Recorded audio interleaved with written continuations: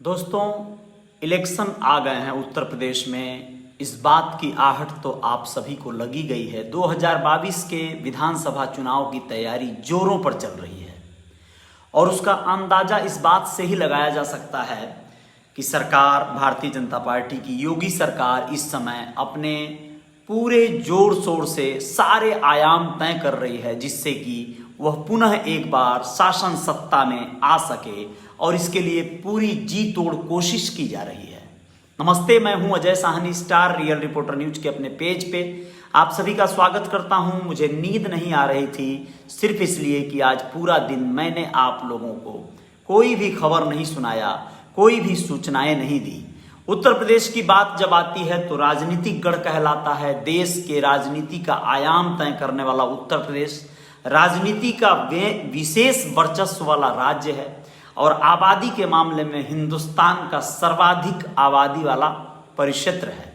तो आप लोगों को बताना जरूरी है कि उत्तर प्रदेश के कैबिनेट की विस्तार की तैयारियां जोरों पर हैं। सितंबर माह में ये विस्तार हो सकता है, मंत्रिमंडल विस्तार। जी हां, कैबिनेट मंत्रिमंडल का विस्तार हो सकता है। और आप लोगों को बताना बहुत जरूरी है कि उत्तर प्रदेश की राजनीति में खासकर जातीय समीकरणों का सरगर्मी तेज और जोर शोर से इस समय तूल पकड़ते जा रहा है।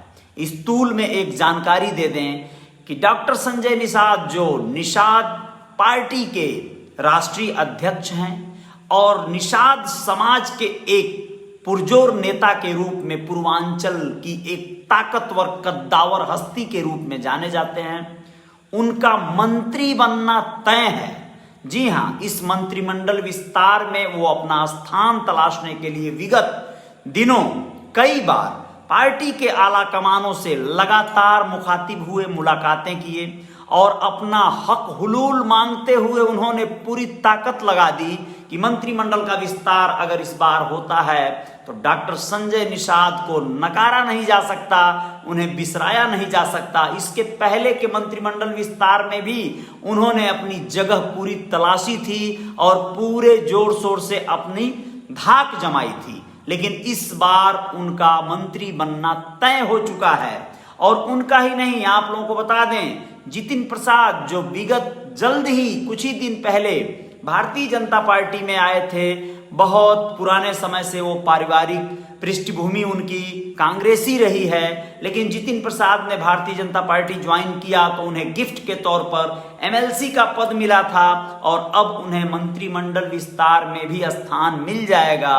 संगीता बलवंत, जी हां, डॉक्टर संगीता बलवंत, उन्हें भी मंत्रिमंडल में स्थान मिल सकता है। तेजपाल नागर और कृष्णा पासवान, आशीष पटेल और डॉक्टर संजय निषाद, जी हां, ये मंत्रिमंडल के नए मंत्रिमंडल के चमकते चेहरे हो सकते हैं।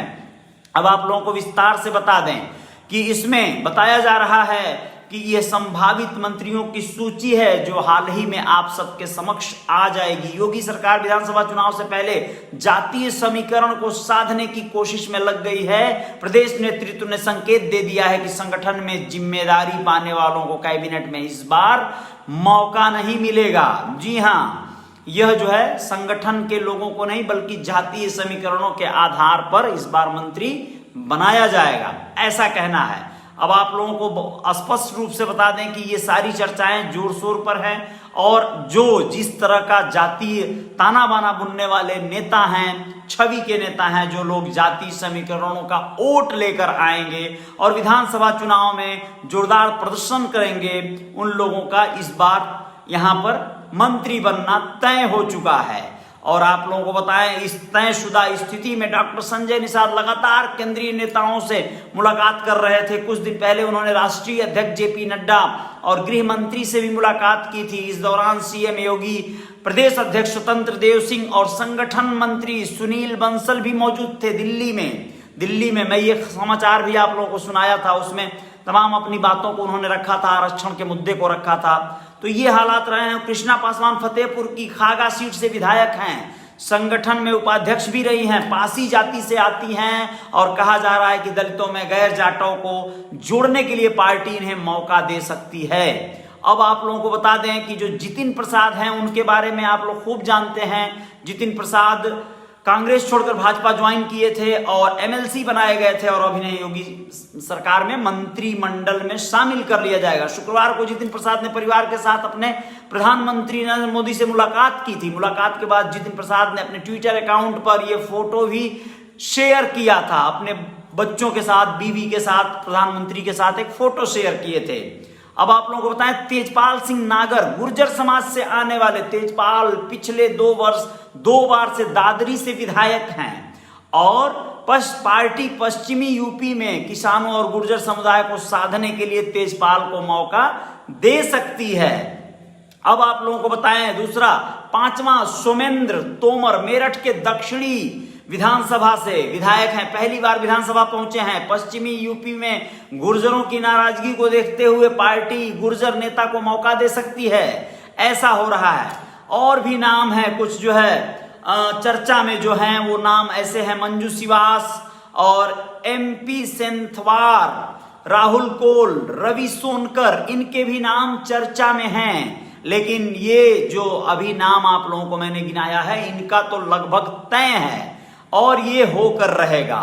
19 मार्च 2017 को सरकार के गठन के बाद 22 अगस्त 2019 को योगी सरकार ने मंत्रिमंडल विस्तार किया था। उस दौरान मंत्रिमंडल में 56 सदस्य थे। कोरोना के चलते 3 मंत्रियों का निधन हो चुका है।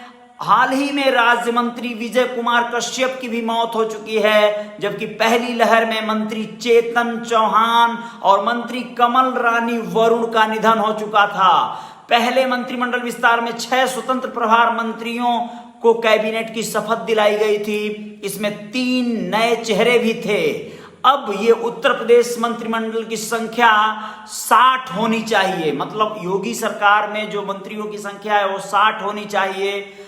मौजूदा वर्तमान स्थिति में जो मंत्रिमंडल है उनका वो कुछ इस प्रकार है, 23 कैबिनेट मंत्री हैं, 9 स्वतंत्र प्रभार मंत्री और 22 राज्य मंत्री हैं, यानी कुल मिलाकर 54 मंत्री ही हैं। इस हिसाब से 6 मंत्रियों को और शामिल किया जा सकता है बगैर किसी टोना टोटका, बगैर किसी रोक टोक के। तो ये 6 मंत्री जो हैं बस अब ये सितंबर माह में अपने पद को पा जाएंगे। इसके साथ साथ उत्तर प्रदेश की एक और खबर को बता दें, चूंकि महामहिम राष्ट्रपति हमारे देश के जो श्री रामनाथ कोविंद जी हैं, उनका यूपी दौरा चल रहा है, 4 दिवसीय यूपी दौरे पर हैं और आज वह आए थे गोरखपुर। 28 अगस्त को गोरखपुर का दौरा था। यहाँ पर उनके हाथों, उनके कर कमलों द्वारा 2 महाविद्यालयों का शिलान्यास करना था उन्हें और ऐसे में वो यहाँ गोरखपुर पहुंचे थे। मुख्यमंत्री योगी आदित्यनाथ और राज्यपाल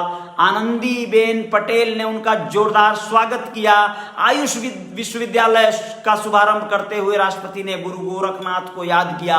बोले, गुरु गोरखनाथ जी ने कहा था कि जो सुख है वही स्वर्ग है और जो दुख है वह नर्क है। भारत में आरोग्य पर प्राचीन काल से ही बल दिया जाता रहा है।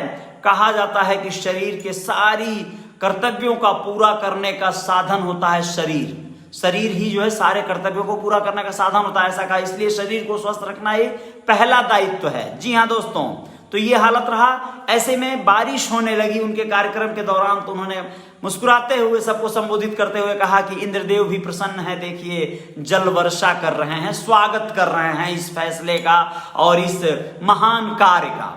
ऐसे में बड़ा अच्छा एक कौतूहल बना रहा और तमाम विषयों पे चर्चा करते हुए भारतीय शास्त्रों में एक मान्यता है कि कोई शुभ कार्य संपन्न हो रहा है तो उस दौरान आकाश से पानी की बूंदें गिरना शुभ माना जाता है। यह कहकर उन्होंने बारिश को इंद्रदेव का आशीर्वाद बताया।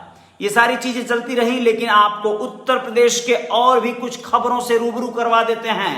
जी हाँ दोस्तों, हापुड़ में यहाँ पर एक प्रेमी जो किसी लड़की से प्यार करता था, उसे उसके परिजनों ने पहले तो किडनैप करने का, यानी उसे उठाकर कहीं और ले जाकर पीटने का प्लान बनाया, लेकिन वह थोड़ा विरोध जताया तो उसे वहीं लाठी डंडों से पीटते रहे, जूते चप्पल चलते रहे और उसे बाल पकड़ के घसीटा गया, गांव में कुछ घुमाया गया। वो उसे किडनैप न कर सके, यानी अपहरण करके जी भर नहीं कूट सके, तो उसके दरवाजे पर ही उसे पीटते रहे लाठी डंडे से। ऐसे में मोहल्ले से लोगों ने पुलिस को फोन कर दिया, पुलिस आई और मौके से 5 लोगों को गिरफ्तार किया है और इस तरह का मामला दर्ज हुआ है। हापुड़ की ये बात है, मामला है।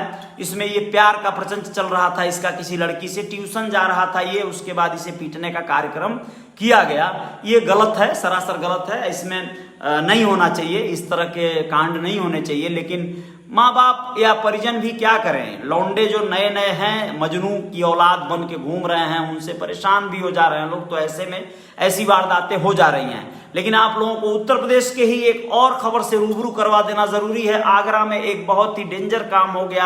आप अपने बच्चों का ख्याल रखिएगा, खासकर छोटे बच्चों का, वो गलती कर सकते हैं। गलती इस तरह का हुआ कि आप लोगों को बता दें, आगरा के लोहा मंडी में हाथीपाड़ा में एक 1.5 साल के बच्चे ने खेलते खेलते अपना सिर जो है कुकर में डाल दिया, कुकर में फंस गया उसका सिर, और परिवार वाले परेशान हो गए, बच्चा रोने लगा। जब नहीं निकाल पाए तो डॉक्टर के पास लेकर गए, बच्चे की चीख पुकार सुनकर डॉक्टर भी परेशान हो गए। 2 घंटे की कड़ी मशक्कत के बाद डॉक्टरों ने कटर से कुकर को काटा, 2 घंटे लगे इसमें, बाकायदा इसका वीडियो भी सोशल मीडिया पे वायरल हो रहा है। और तब जाकर बच्चे के सिर से वो कुकर निकल सका, 2 टुकड़े में काट कर निकालना पड़ा। आप लोगों को बताना जरूरी है कि कोसीकला मथुरा की रहने वाली सुमाइला अपने बेटे हसन रजा के साथ आगरा के लोहा मंडी खातीपाड़ा में अपने मायके आई थी। यानी वो बच्चा जो है वो हसन रजा ये अपने ननिहाल आया था, 1.5 साल का था। शुक्रवार को हसन खेलते खेलते कुकर में अपना सिर डाल लिया और उसके बाद उसका रो रो के बुरा हाल था, परिवार के लोग घबरा गए थे और ये सारी चीजें चली। खैर वो शुक्र मना रही है उसकी माँ कि हमारे बच्चे को लोगों ने, डॉक्टरों ने बचा लिया। हसन की माँ सुमाइला और उसकी नानी जो है, उसके नाना, सभी लोग राहत की सांस लिए।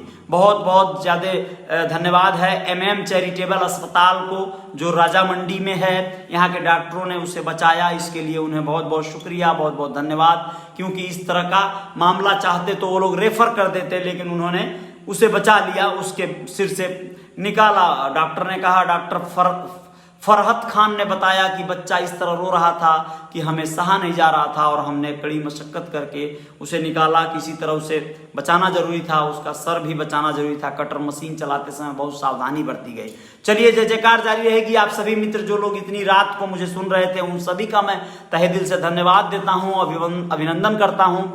दोस्तों, कुमार विकी विश्वकर्मा जी बहुत बहुत शुक्रिया। श्याम चौधरी जी आपको भी बहुत बहुत धन्यवाद। पन्नेलाल पासवान जी बहुत बहुत शुक्रिया। नेबूलाल बिंद जी हेलो, बहुत बहुत शुक्रिया दोस्त, आप देख रहे थे मुझे। श्याम चौधरी जी और नाथ बिरपाल जी बहुत बहुत शुक्रिया। राजकुमार निषाद जी बहुत बहुत धन्यवाद। कृष्णा पाठक जी बहुत बहुत शुक्रिया, बहुत बहुत धन्यवाद। ठाकुर तरुण सिंह जी, भाई आपका नंबर दो ना प्लीज, बहुत बहुत धन्यवाद ठाकुर तरुण सिंह जी। मेरा नंबर तो वैसे है ही है, यहाँ पे पेज को ओपन करेंगे आपको दिख जाएगा 7715024672। आपको मेरा नंबर मिल जाएगा, मैं पोस्ट कमेंट बॉक्स में भी लिख दूंगा। बहुत बहुत शुक्रिया आप सभी को, धन्यवाद और बहुत बहुत धन्यवाद, बहुत बहुत धन्यवाद, बहुत बहुत शुक्रिया। और नेबूलाल बिंद जी बोल रहे हैं भदोही से, बहुत बहुत शुक्रिया, भदोही से आप हैं, बहुत बहुत धन्यवाद। राजेश गुप्ता RCM से बोल रहे हैं, बहुत बहुत शुक्रिया राजेश गुप्ता जी। RCM के अलावा आप कुछ और करिए, बिटकॉइन के ट्रेडिंग में आइए। कल गोरखपुर में एक शानदार मीटिंग है, उसमें सम्मिलित होइए, बहुत बढ़िया लगेगा। पैसे कमाने का एक बहुत आसान सा रास्ता भी है राजेश जी, और क्रिप्टो में निवेश करने की ज़रूरत है, बड़ा यूनिक चीज़ है। क्योंकि आधुनिक आबादी जो है, मैं एक मध्य प्रदेश की खबर सुनाऊंगा आप लोगों को। अभी बेरोजगारी इस तरह बढ़ गई है कि इंजीनियरिंग किए हुए लोग भी आत्महत्या कर रहे हैं, और अकेले नहीं बल्कि अपने बच्चों के साथ। बहुत दुर्भाग्यपूर्ण है, सुन के वो खबर जो है बहुत हृदय कांप उठा मेरा। राजकुमार निषाद जी, जय जयकार जारी रहेगी। अगर आप लोगों को फुर्सत मिले तो कल मुलाकात हो, जय जयकार जारी रहेगी। बहुत बहुत धन्यवाद, शुक्रिया, शुभ रात्रि।